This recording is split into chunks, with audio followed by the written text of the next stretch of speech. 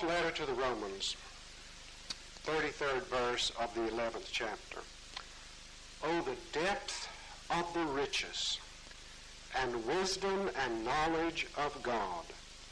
How unsearchable are his judgments, and how inscrutable his ways. For who has known the mind of the Lord? Or who has been his counselor? Or who has given a gift to him to receive a gift in return? For from him and through him and to him are all things. To him be glory forever. Let me go back just to that 33rd verse. Oh, the depth of the riches and wisdom and knowledge of God. How unsearchable are his judgments, and how inscrutable are his ways. A Catholic bishop in Zaire in Central Africa went to a local high school, and he was to speak that day, and when he got to the high school, they had a big assembly, and the principal was there, and the principal started to introduce the bishop to the students. And he started telling them about how he had graduated from the Juilliard School of Music in New York City, and they just really couldn't relate to that, you know. They just didn't understand what the Juilliard School of Music in New York City was. Here they are in Central Africa, in what used to be the Congo. And then he went on to say he graduated from Columbia University. Didn't mean a thing to them. Just couldn't relate to the importance of that at all. And then he said he speaks 3 languages, and he told the kids what the bishop spoke. That didn't mean anything to them. Every kid in that room spoke Swahili and French and several dialects from different tribes when they were at home. So that didn't mean anything to them either. That wasn't important. And so after a while, one of the boys, in kind of a nervous way, stood up and said, "Sir, you really haven't told us the most important thing about him. How many wives does he have?" See, that's what made a man rich, as far as they were concerned.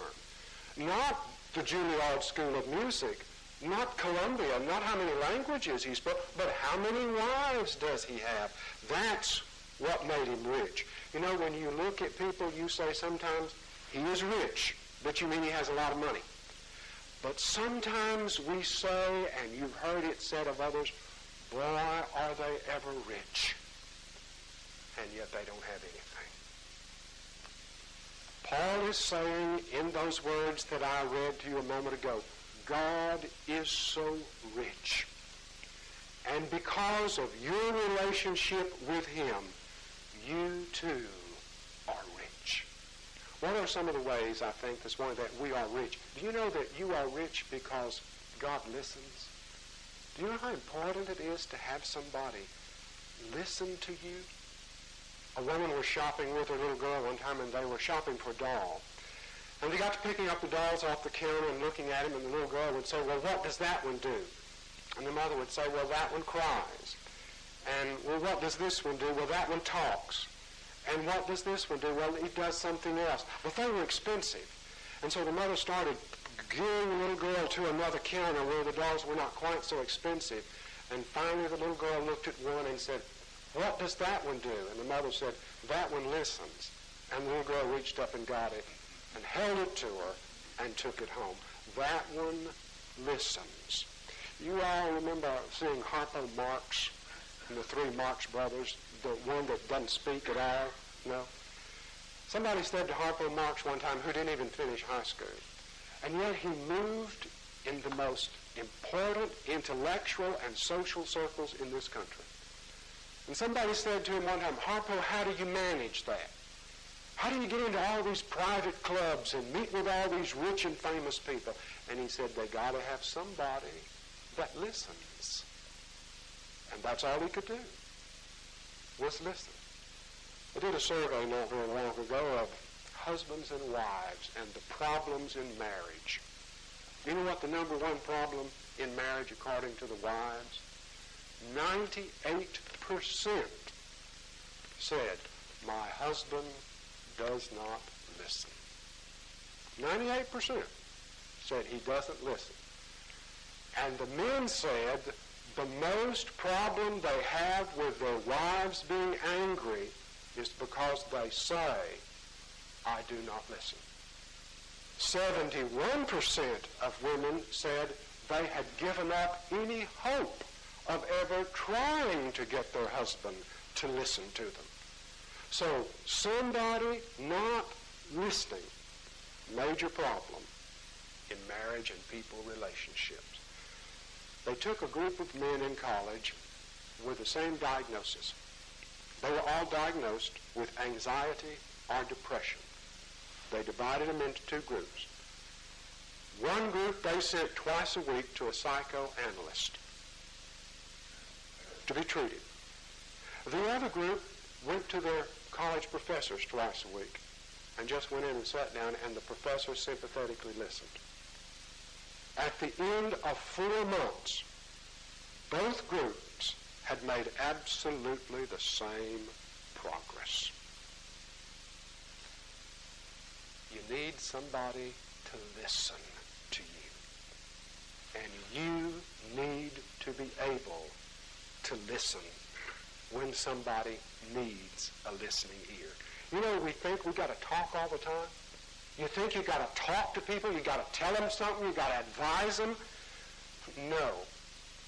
Most people, when they have a problem, just simply need somebody to listen.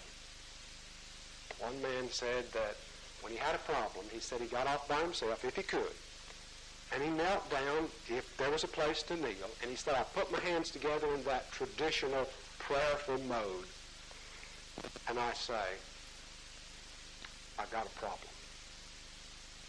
I need to talk to you. And I need to know you are listening. And he said it always works. All he does is just kneel down by himself and say, I've got a problem. And he knows there is a listening ear. He's always there. Are you a good listener? When somebody needs to talk, do you take the time to listen? It's not just important with the people you live with. It's important with people you're around every day. People need somebody to listen to them. It's a major problem in society. We are simply too busy. But we are rich in that God listens. And he leads. He leads us. He guides us. Paul said, thanks be to God who in Christ leads us in triumph. You know, Garth Brooks' music very well.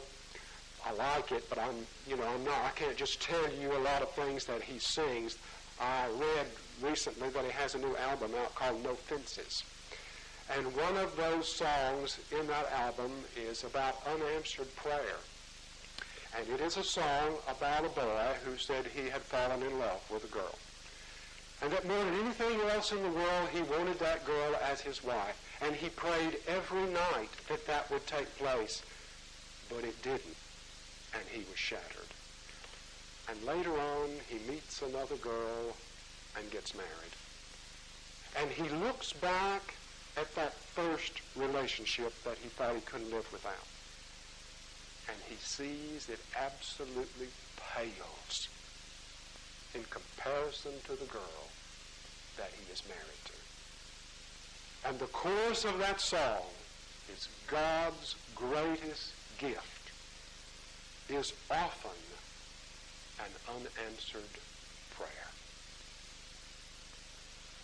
If you look back at times you thought, if this happens to me, I cannot survive. If I don't get this, I can't make it. And you realize he was there all alone, nudging, leading, and guiding.